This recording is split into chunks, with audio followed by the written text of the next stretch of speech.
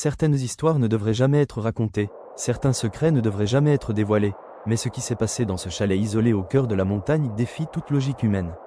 La famille Moreau pensait avoir trouvé le refuge parfait pour échapper à la tempête de neige qui s'abattait sur la région. Marc Moreau, sa femme Claire et leurs 2 enfants, Emma âgée de 14 ans et Lucas de 10 ans, roulaient depuis des heures sur les routes enneigées des Alpes françaises. Le blizzard qui s'intensifiait rendait la conduite de plus en plus dangereuse, et la visibilité était réduite à quelques mètres. C'est alors qu'ils aperçurent les lumières chaleureuses du chalet qui brillaient faiblement à travers le rideau de neige. Marc gara précipitamment la voiture devant cette construction en bois qui semblait surgir du néant. Le chalet paraissait étrangement familier, comme s'il existait depuis des siècles, avec ses poutres anciennes et ses fenêtres aux volets sculptés. La famille se précipita à l'intérieur pour échapper aux rafales de vent qui hurlaient dehors. L'intérieur du chalet était surprenant de chaleur et de confort, avec une grande cheminée en pierre qui crépitait déjà. Les murs étaient ornés de trophées de chasse et de vieilles photographies jaunies dont les visages semblaient les observer. Claire remarqua immédiatement l'étrange atmosphère qui régnait dans le lieu, une sensation de déjà-vu troublante. Les enfants explorèrent rapidement les lieux, découvrant des objets anciens disposés çà et là, comme si les occupants précédents avaient quitté les lieux en urgence. Emma trouva une vieille radio vintage dans un coin du salon, ses boutons en laiton ternis par le temps. Elle la mit en marche, et immédiatement des grésillements emplirent la pièce. Marc alluma un feu dans la cheminée pendant que Claire préparait un repas avec les provisions qu'ils avaient emportées. La tempête faisait rage dehors, secouant les fenêtres et faisant grincer la structure du chalet. Au fur et à mesure que la soirée avançait, la famille commença à se détendre, se croyant en sécurité dans ce refuge providentiel. Mais c'est lorsque la nuit tomba complètement que les phénomènes étranges commencèrent à se manifester. La radio se mit à capter des voix lointaines qui parlaient dans une langue inconnue, gutturale et inquiétante. Les mots résonnaient de manière hypnotique, créant une mélodie sinistre qui semblait provenir d'un autre monde. Emma, fascinée par ces sons, monta le volume pour mieux entendre ces chuchotements mystérieux. Les voix semblaient converser entre elles, parfois riant d'un rire cristallin et glacé. Marc demanda à sa fille d'éteindre la radio, mais celle-ci refusa, prétendant que les voix lui parlaient directement. Claire commença à ressentir un malaise grandissant en observant le comportement étrange de sa fille. La température dans le chalet sembla chuter brusquement, malgré le feu qui brûlait intensément. Les ombres projetées par les flammes dansaient sur les murs de manière anormale, créant des formes inquiétantes. Lucas, le plus jeune, se mit à pleurer sans raison apparente, affirmant voir des silhouettes bouger dans les coins sombres. C'est à ce moment précis que Marc réalisa que le chalet était bien plus ancien qu'il ne l'avait pensé initialement. En examinant attentivement les poutres du plafond, il découvrit des inscriptions gravées dans le bois, des symboles qui ne ressemblaient à aucun alphabet connu. Les marques semblaient avoir été sculptées avec des outils primitifs, datant d'une époque bien antérieure à la construction moderne. Sur les murs, des peintures rupestres apparaissaient sous la peinture écaillée, représentant des créatures mi-humaines, mi-animales. Ces représentations évoquaient des rituels ancestraux pratiqués par des civilisations disparues. Claire découvrit dans un tiroir des objets préhistoriques, des pointes de flèches en silex, des ossements sculptés et des amulettes en pierre. L'évidence était troublante, ce chalet avait été construit sur un site sacré utilisé par les premiers habitants de la région.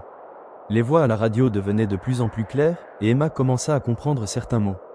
Elle parlait de gardiens anciens, d'esprits liés à la montagne depuis des millénaires. La fillette traduisait instinctivement leurs paroles, comme si elle avait toujours connu cette langue oubliée. Marc tenta de débrancher la radio, mais l'appareil continuait de fonctionner sans électricité. Les voix riaient maintenant ouvertement, se moquant des tentatives désespérées de la famille. À l'extérieur, la tempête semblait se calmer, mais des bruits étranges remplacèrent le hurlement du vent. Des pas lourds résonnaient autour du chalet, accompagnés de grattements sur les murs extérieurs. Claire regarda par la fenêtre et aperçut des formes indistinctes qui se déplaçaient dans la neige. Ces créatures semblaient bipèdes mais leur démarche était saccadée, primitive. Leurs yeux brillants reflétaient la lumière du chalet dans l'obscurité.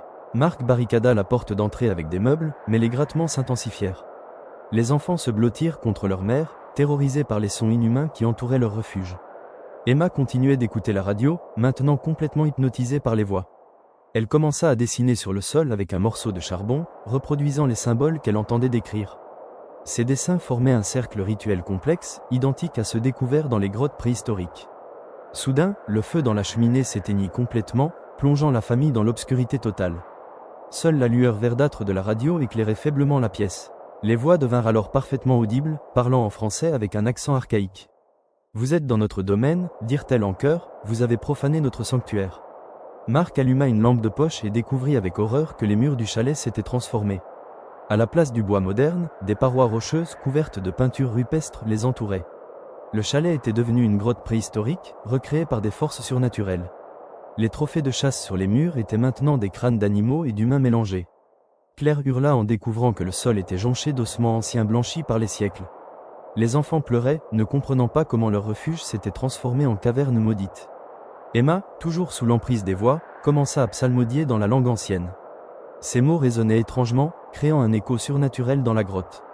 À chaque syllabe qu'elle prononçait, les peintures rupestres s'animaient légèrement. Les créatures dessinées semblaient bouger sur les parois, leurs yeux suivant les mouvements de la famille. Marc tenta de faire taire sa fille, mais elle le repoussa avec une force surhumaine. Les gardiens anciens prenaient possession de l'esprit d'Emma, utilisant son corps comme médium. Les voix expliquèrent que le chalet avait été construit sur leur territoire sacré sans permission. Depuis des siècles, ils attendaient l'occasion de reprendre ce qui leur appartenait.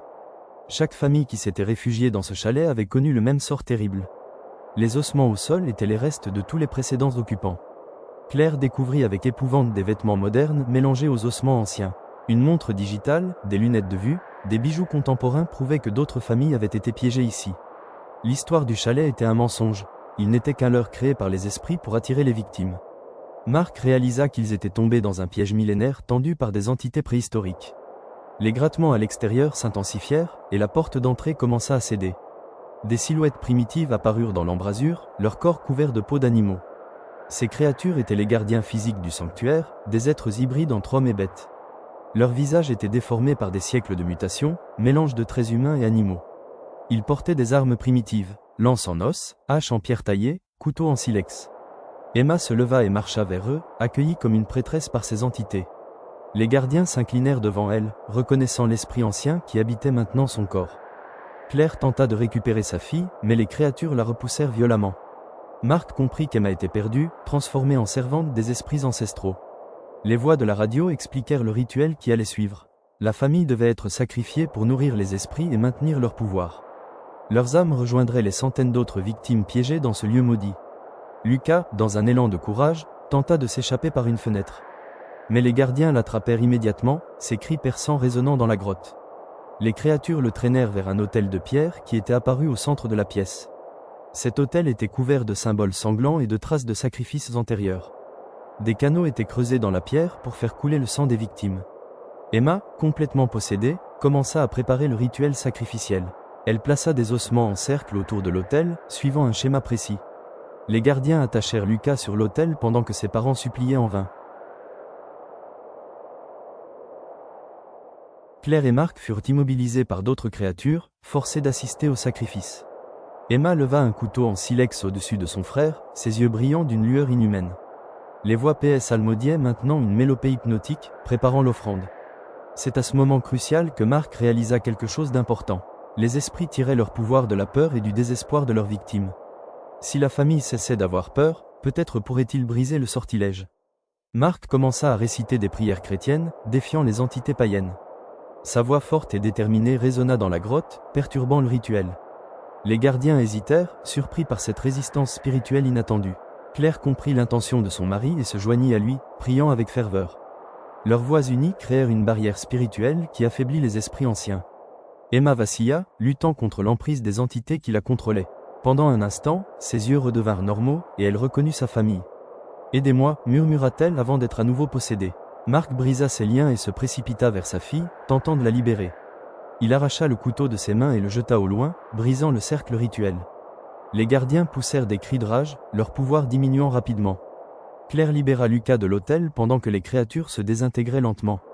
Les esprits dans la radio hurlaient de colère, leur plan ayant échoué. La grotte commença à se transformer à nouveau, redevenant lentement un chalet normal. Les peintures rupestres s'effaçaient, remplacées par les murs en bois d'origine. Les ossements disparurent, laissant place au plancher moderne. Emma s'effondra, libérée de l'emprise des entités ancestrales. La famille se serra dans les bras, ébranlée par cette expérience traumatisante. La radio redevint silencieuse, ses voix maléfiques ayant disparu. À l'extérieur, la tempête s'était calmée, laissant place à un silence apaisant. Marc ouvrit prudemment la porte et découvrit un paysage normal recouvert de neige fraîche. Leur voiture était toujours là, intacte, comme si rien ne s'était passé. La famille quitta précipitamment le chalet, ne se retournant pas une seule fois. En roulant vers la vallée, ils aperçurent le chalet qui s'estompait dans la brume matinale. Claire remarqua que la construction semblait différente maintenant, plus ancienne et délabrée. Mark accéléra, désireux de s'éloigner au plus vite de ce lieu maudit. Dans le rétroviseur, Emma vit le chalet disparaître complètement, comme s'il n'avait jamais existé.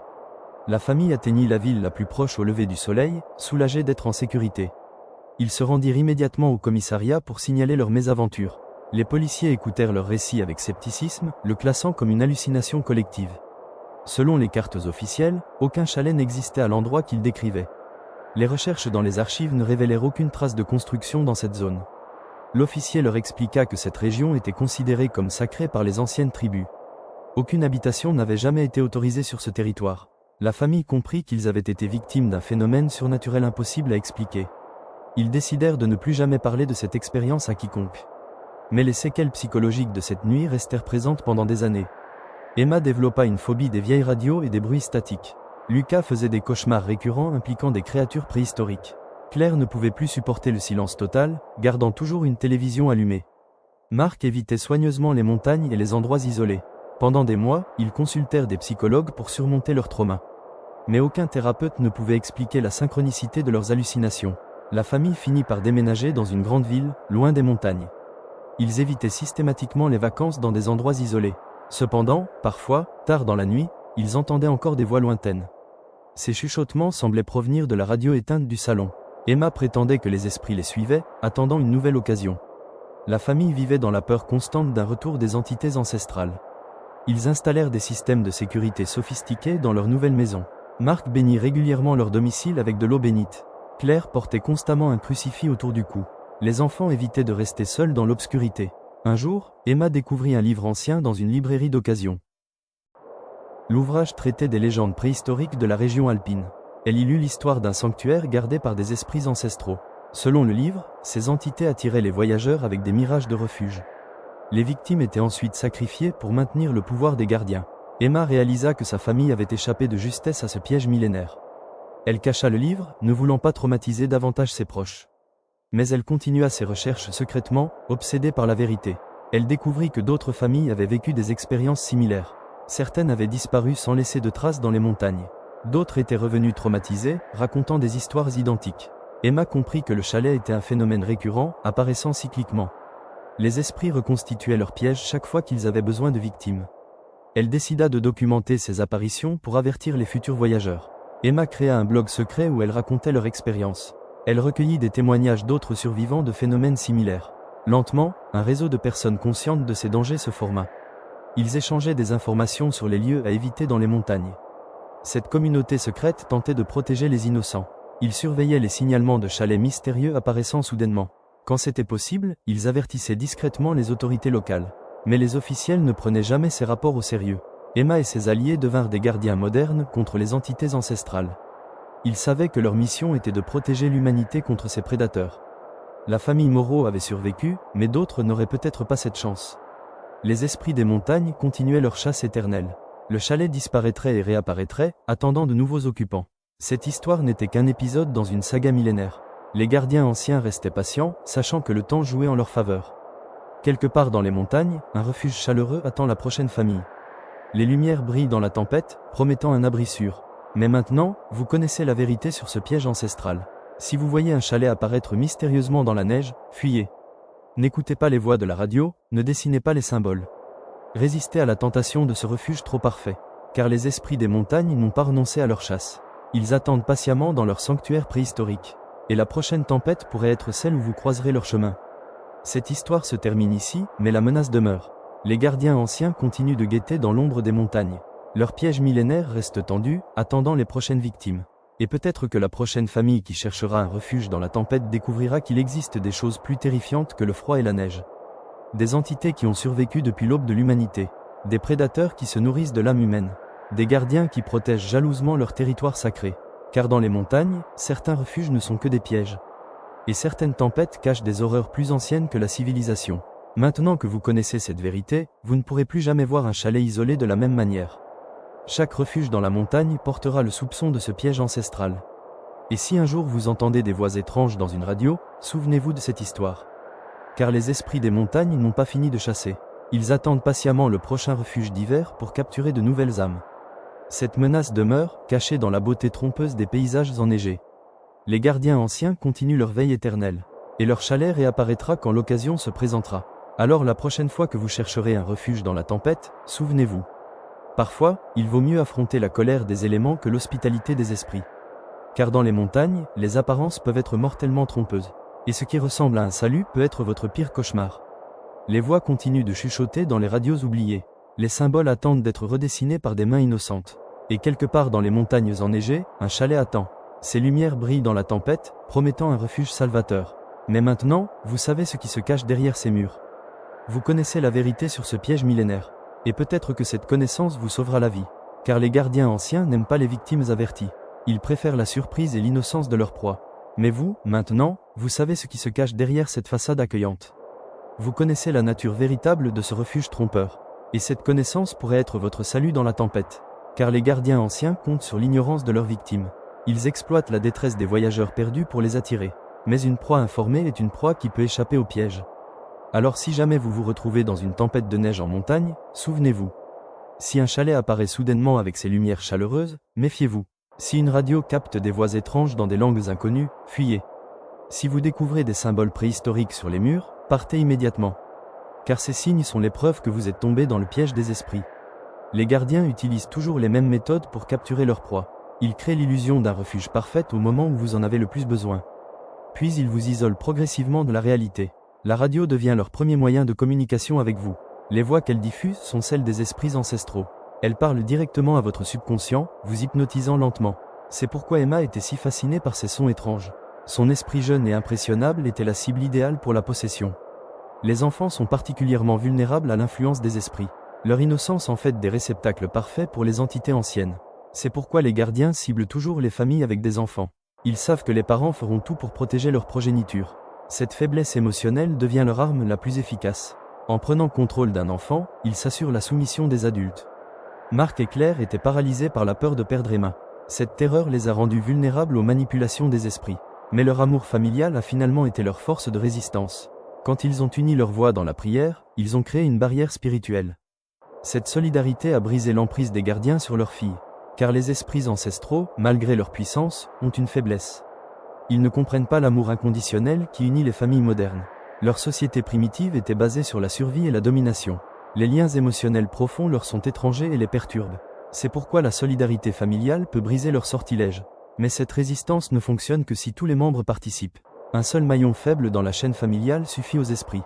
Ils exploitent les fissures dans les relations pour s'infiltrer. Les disputes, les rancœurs et les secrets deviennent leurs armes. C'est pourquoi il est crucial de maintenir l'harmonie familiale en montagne. Les tensions entre proches attirent les entités malveillantes.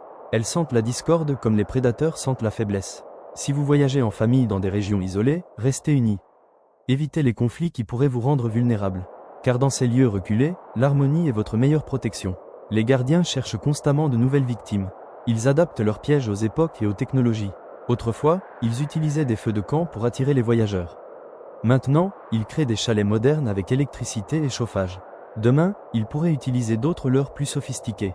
Mais leur méthode fondamentale reste la même, créer un refuge parfait. Ils étudient les besoins de leur proie pour mieux les séduire. Une famille avec des enfants trouvera un chalet familial et chaleureux. Des randonneurs découvriront un refuge de montagne bien équipé. Des amoureux tomberont sur un chalet romantique isolé. Chaque piège est personnalisé selon les victimes ciblées. C'est cette adaptation qui rend les gardiens si dangereux. Ils ne sont pas de simples prédateurs primitifs. Ce sont des chasseurs intelligents qui évoluent avec leur époque. Leur expérience millénaire leur donne un avantage considérable. Ils connaissent toutes les faiblesses de la nature humaine. Ils savent exactement quel bouton émotionnel presser. C'est pourquoi si peu de victimes réussissent à leur échapper. La famille Moreau a eu une chance extraordinaire. Leur union face au danger a brisé le sortilège. Mais combien d'autres familles n'ont pas eu cette chance? Combien ont disparu dans les montagnes sans laisser de traces? Les statistiques officielles parlent d'accidents, d'avalanches, de chutes. Mais la vérité est bien plus sombre et terrifiante. De nombreuses disparitions sont l'œuvre des gardiens ancestraux. Ils effacent toutes les preuves de leur passage. Car les gardiens sont immortels. Et leur chasse ne s'arrêtera jamais. Seule notre vigilance collective peut nous protéger contre cette menace ancestrale, qui rôde dans les hauteurs enneigées, en attendant sa prochaine victime. Mais vous, maintenant, vous savez. Et cette connaissance est votre plus grande arme, contre les gardiens du refuge d'hiver. Car maintenant, chers spectateurs, vous connaissez la vérité sur le refuge d'hiver, et si cette histoire vous a captivé, si vous voulez découvrir d'autres mystères et légendes qui défient l'entendement, alors abonnez-vous à notre chaîne et activez la cloche de notification, car votre soutien nous donne la force de continuer à explorer ces territoires interdits de l'âme humaine, et n'oubliez pas de consulter le lien dans la description pour participer à nos concours exclusifs où vous pourrez gagner des prix liés à l'univers du mystère et de l'horreur. Cette histoire touche à sa fin, mais la menace demeure. Quelque part dans les montagnes, les gardiens attendent. Leur patience n'a d'égal que leur soif de vengeance. Ils savent que les humains oublient vite, que les légendes deviennent des contes, et que les avertissements se transforment en divertissements. Mais pour ceux qui ont vécu cette expérience, la réalité est différente. La famille Moreau n'oubliera jamais cette nuit. Emma continue ses recherches pour protéger les autres. Claire sursaute encore au moindre bruit de radio. Lucas évite les endroits sombres et isolés. Et Marc refuse catégoriquement de retourner en montagne. Leur traumatisme est le prix de leur survie. Mais leur témoignage pourrait sauver d'autres familles. Car les gardiens ne discriminent pas. Ils chassent tous les humains sans distinction. Riches ou pauvres, jeunes ou vieux, tous sont des proies potentielles. La seule protection est la connaissance. Savoir reconnaître les signes avant-coureurs. Comprendre les méthodes des prédateurs ancestraux. Et rester vigilant face à la perfection suspecte. Car dans la nature, rien n'est jamais parfait. Sauf les pièges tendus par l'intelligence. Les gardiens ont eu des millénaires pour perfectionner leur art. Ils connaissent chaque faiblesse de la psyché humaine. Ils exploitent nos besoins les plus fondamentaux. Le besoin de chaleur quand nous avons froid. Le besoin de sécurité quand nous avons peur. Le besoin de réconfort quand nous sommes perdus. Ces besoins légitimes deviennent leurs armes. Car ils savent que nous baisserons notre garde. Quand nous croyons avoir trouvé le salut, c'est dans ces moments de vulnérabilité qu'ils frappent. Avec la précision de prédateurs expérimentés. Et la cruauté d'esprit sans compassion. Car les gardiens ne connaissent pas la pitié. Ils ne comprennent que la domination et la survie. Leur civilisation primitive était basée sur la force. Et ces valeurs ancestrales guident encore leurs actions. Ils voient les humains modernes comme des proies faibles. Corrompus par le confort et la technologie. Incapables de survivre dans la nature hostile. Cette arrogance est leur point faible. Car ils sous-estiment la capacité d'adaptation humaine. Ils ne prévoient pas que leurs victimes puissent résister. Quand la famille Moreau a uni ses forces. Quand ils ont choisi l'amour plutôt que la peur. Les gardiens ont été pris de court. Leur plan millénaire s'est effondré. Car ils n'avaient pas prévu cette solidarité. Cette force qui naît de l'union des âmes. Et qui peut briser les sortilèges les plus puissants. C'est la leçon principale de cette histoire. L'amour et l'unité sont nos meilleures armes. Contre les forces obscures qui nous menacent. Peu importe leur ancienneté ou leur puissance. Elles ne peuvent rien contre l'esprit humain uni. Car nous avons évolué depuis l'époque des gardiens. Nous avons développé des valeurs qu'ils ne comprennent pas. La compassion, l'empathie, l'amour inconditionnel. Ces sentiments sont étrangers à leur nature primitive. Et c'est ce qui nous rend supérieurs à eux. Malgré leur pouvoir surnaturel, malgré leur expérience millénaire, ils restent des prédateurs primitifs. Incapables de comprendre la complexité de l'âme humaine. Cette incompréhension est leur faiblesse. Et notre humanité est notre force. Alors si vous vous trouvez face à ces entités, rappelez-vous qui vous êtes, rappelez-vous ce que vous aimez. Car cet amour est plus fort que leur haine. Cette lumière peut percer leur obscurité. Et cette vérité peut briser leurs mensonges. Les gardiens ne sont pas invincibles. Ils sont juste anciens et patients. Mais nous sommes vivants et évolutifs. Nous pouvons apprendre et nous adapter. Nous pouvons grandir et nous renforcer. C'est notre avantage sur ces reliques du passé. Alors n'ayez pas peur des légendes. Respectez-les, mais ne les craignez pas. Car vous êtes plus forts que vous ne le pensez. Et ensemble, nous sommes invincibles. Contre toutes les forces obscures. Qui tentent de nous détruire. Car l'humanité a survécu à tout. Aux catastrophes naturelles, aux prédateurs primitifs, aux esprits malveillants, et nous survivrons encore, tant que nous restons unis, tant que nous partageons nos connaissances, et tant que nous protégeons ceux que nous aimons. C'est le vrai message de cette histoire. Au-delà de l'horreur et de la peur, il y a un espoir indestructible, l'espoir que l'humanité triomphera, de toutes les ténèbres qui la menacent. Car nous sommes les vrais gardiens, gardiens de la lumière, gardiens de l'amour, gardiens de la vie, et aucune force obscure ne pourra jamais éteindre cette flamme, qui brûle dans le cœur de chaque être humain. Alors souvenez-vous de cette histoire. Partagez-la avec ceux que vous aimez, car elle porte en elle une vérité essentielle. Que l'amour est plus fort que la haine. Que la lumière chasse toujours les ténèbres. Et que l'humanité est notre plus grande force. Contre toutes les menaces qui nous guettent. Dans les montagnes enneigées, ou dans les profondeurs de nos âmes. Car les gardiens du refuge d'hiver ne sont que les premiers d'une longue liste d'entités qui tentent de nous détruire. Mais tant que nous restons vigilants, tant que nous gardons notre humanité, et tant que nous protégeons ceux que nous aimons, aucune force obscure ne pourra jamais nous vaincre, car nous sommes humains, et c'est notre plus grande force. Dans ce combat éternel, entre la lumière et les ténèbres, entre l'amour et la haine, entre la vie et la mort, nous choisirons toujours la lumière, nous choisirons toujours l'amour, nous choisirons toujours la vie, car c'est ce qui nous rend humains, et c'est ce qui nous sauvera toujours, des gardiens du refuge d'hiver, et de toutes les ténèbres qui les accompagnent. Cette histoire se termine ici, mais le combat continue, quelque part dans les montagnes. Les gardiens attendent encore, mais maintenant, vous savez. Et cette connaissance est votre arme, contre toutes les forces obscures, qui menacent notre humanité. Restez vigilants, restez unis, et restez humains, car c'est votre plus grande force. Dans ce monde plein de mystères et de dangers cachés, le refuge d'hiver n'est qu'un début. Mais avec cette sagesse, vous pourrez affronter tous les autres. Car vous savez maintenant que l'amour triomphe toujours de toutes les ténèbres qui tentent de nous engloutir, et que l'humanité survivra à toutes les épreuves qui l'attendent encore, dans les montagnes enneigées ou dans les profondeurs de l'âme. Car nous sommes ensemble, et ensemble, nous sommes invincibles, contre les gardiens du refuge d'hiver, et contre toutes les autres menaces qui rôdent dans l'ombre de notre monde mystérieux. Vous êtes prévenus, vous savez que certains refuges sont plus dangereux que la tempête elle-même. Et cette sagesse pourrait faire la différence entre la vie et la mort. Alors souvenez-vous de cette histoire quand vous serez dans la montagne. Rappelez-vous la famille Moreau et leur terrible expérience, car leur cauchemar pourrait devenir le vôtre. Les esprits des montagnes n'ont pas renoncé à leur chasse éternelle. Ils attendent patiemment dans leur sanctuaire préhistorique. Et la prochaine tempête pourrait être celle où vous croiserez leur chemin. Cette mise en garde est maintenant entre vos mains. Utilisez-la sagement pour protéger votre vie et celle de vos proches. Car dans les montagnes, la survie dépend parfois de la connaissance des légendes. Et les légendes les plus effrayantes sont souvent les plus vraies. Le refuge d'hiver continuera d'apparaître dans les tempêtes. Les gardiens anciens continueront leur chasse millénaire. Et seuls ceux qui connaissent la vérité pourront échapper à leurs pièges. Cette histoire est terminée, mais la menace demeure. Quelque part dans les montagnes, des esprits affamés attendent. Et leur patience n'a d'égal que leur détermination à capturer de nouvelles âmes. Alors la prochaine fois que vous verrez un chalet mystérieux dans la neige, souvenez-vous. Parfois, il vaut mieux rester dans le froid que d'accepter une hospitalité trop parfaite. Car les apparences peuvent être mortellement trompeuses. Et ce qui semble être un salut peut être votre pire cauchemar. Les voix dans la radio ne sont pas toujours humaines. Et certains refuges ne sont que des pièges ancestraux. Maintenant vous le savez, et cette connaissance pourrait vous sauver la vie. Car dans les montagnes, la vigilance est la meilleure protection. Et les légendes les plus anciennes sont souvent les plus dangereuses. Le chalet attend toujours, quelque part dans la tempête. Ses lumières brillent pour attirer les voyageurs perdus. Mais vous, maintenant, vous connaissez la vérité sur ce piège millénaire. Et peut-être que cette sagesse vous permettra d'éviter le sort de tant d'autres. Contre toutes les forces obscures qui tentent de nous détruire, car l'humanité a survécu à tout, aux catastrophes naturelles, aux prédateurs primitifs, aux esprits malveillants, et nous survivrons encore, tant que nous restons unis, tant que nous partageons nos connaissances, et tant que nous protégeons ceux que nous aimons. C'est le vrai message de cette histoire. Au-delà de l'horreur et de la peur, il y a un espoir indestructible, l'espoir que l'humanité triomphera de toutes les ténèbres qui la menacent, car nous sommes les vrais gardiens, gardiens de la lumière, gardiens de l'amour, gardiens de la vie, et aucune force obscure ne pourra jamais éteindre cette flamme qui brûle dans le cœur de chaque être humain. Alors souvenez-vous de cette histoire, partagez-la avec ceux que vous aimez, car elle porte en elle une vérité essentielle, que l'amour est plus fort que la haine, que la lumière chasse toujours les ténèbres, et que l'humanité est notre plus grande force, contre toutes les menaces qui nous guettent, dans les montagnes enneigées, ou dans les profondeurs de nos âmes, car les gardiens du refuge d'hiver ne sont que les premiers d'une longue liste d'entités qui tentent de nous détruire.